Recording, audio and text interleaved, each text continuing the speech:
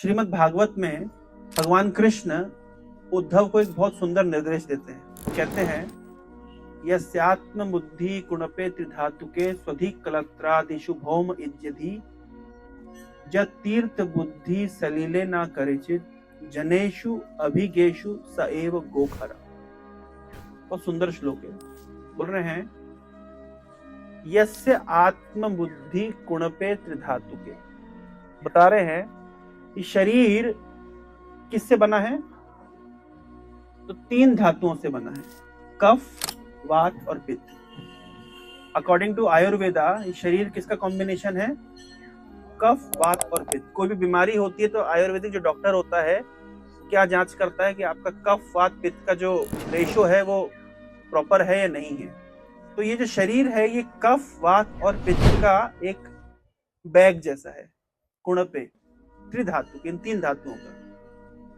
लेकिन जो व्यक्ति समझता है कि शरीर ही सब कुछ है और शरीर से परे आत्मा के विषय में वो नहीं जानता। अगर व्यक्ति समझता है कि मैं ये शरीर हूं और ये नहीं समझता कि मैं इस शरीर के अंदर रहने वाली आत्मा हूं, यानी आत्मा के विषय में ज्ञान नहीं है, शरीर के विषय का ही ज्ञान है, शरीर को ही सब कुछ समझता है। और यस्य आत्मबुद्धि कुणपे त्रिधातुके स्वधिक कलत्रादिषु भौम इज्यधि, और अपने आप को शरीर समझता है और शरीर से संबंधित वस्तुओं को अपना समझता है। जैसे शरीर से संबंधित संबंधों को समझता है कि ये मेरे हैं, उन पे कंट्रोलरशिप रखता है, समझता है कि ये मेरी संपत्ति है। वास्तविकता ये है कि शरीर हमारी संपत्ति नहीं है, हम किराए के मकान में रह रहे हैं। आत्मा इस शरीर रूपी मकान का ओनर नहीं है, मालिक नहीं है। क्या है? किराएदार। किराएदार क्यों है? एक दिन छोड़ना पड़ेगा, भाई किराए का मकान है, छोड़ना पड़ेगा, कुछ समय के लिए रह रहे हैं। तो ये शरीर में हम किराएदार हैं, तो शरीर हमारा खुद का नहीं है। तो जब ये शरीर ही हमारा खुद का नहीं है तो शरीर से संबंधित वस्तुएं, संबंध, वो भी हमारे नहीं है। शरीर जिस स्थान पे जन्म लिया है वो स्थान भी हमारा नहीं है। तो भगवान ने इस श्लोक में तीन बातें बोली।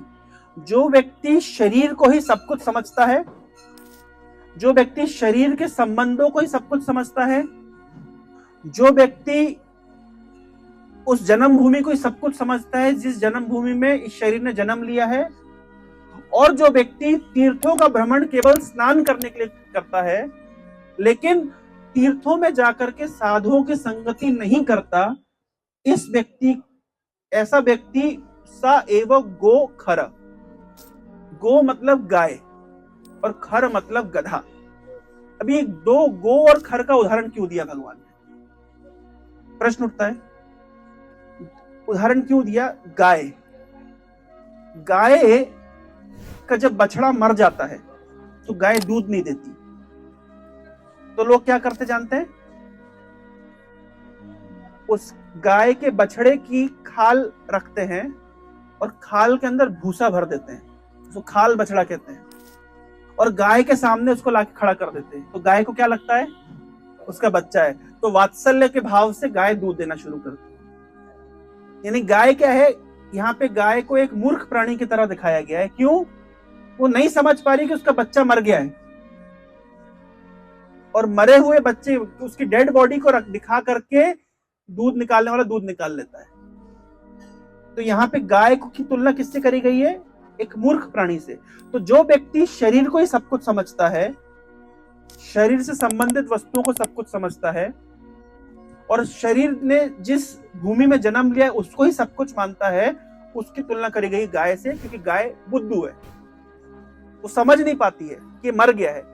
उसी तरह मनुष्य समझ नहीं पाता कि शरीर तो मरा हुआ है, शरीर, this body is a dead body, इसके अंदर जीवन क्यों है? क्योंकि आत्मा है।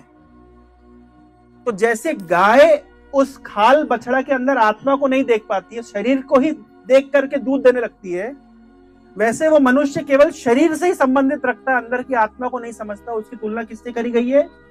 गाय से। और गधे से किसकी तुलना की गई है?